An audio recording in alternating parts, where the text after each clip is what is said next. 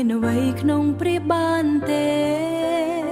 ម្ចាំងបេះដូងអូនអើយគ្មានអ្វីព្រាបានទេទោះមាសពេញសំពៅក៏មិនដូរបេះដូងនេះដោយទេវតា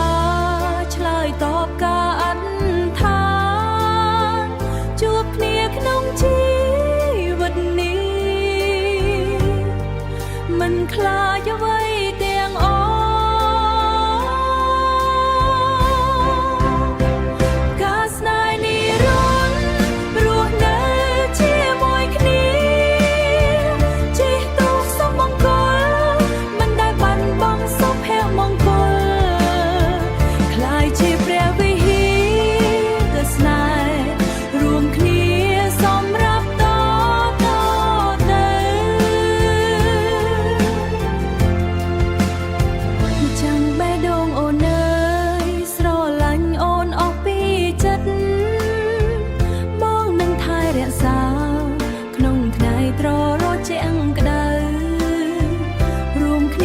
ជីវិត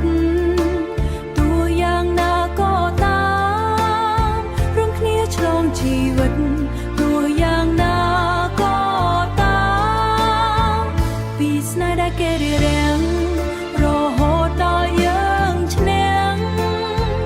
សូមអធិដ្ឋានឲ្យស្នេហ៍នេះរហូតដល់អង្គជីវិត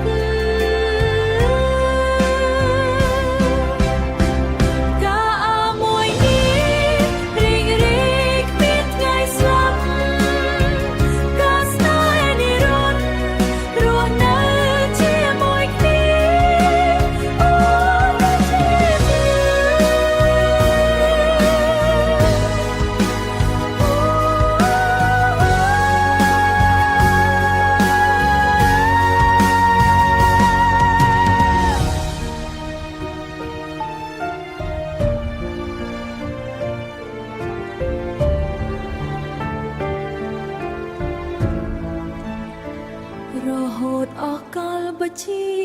និច្ច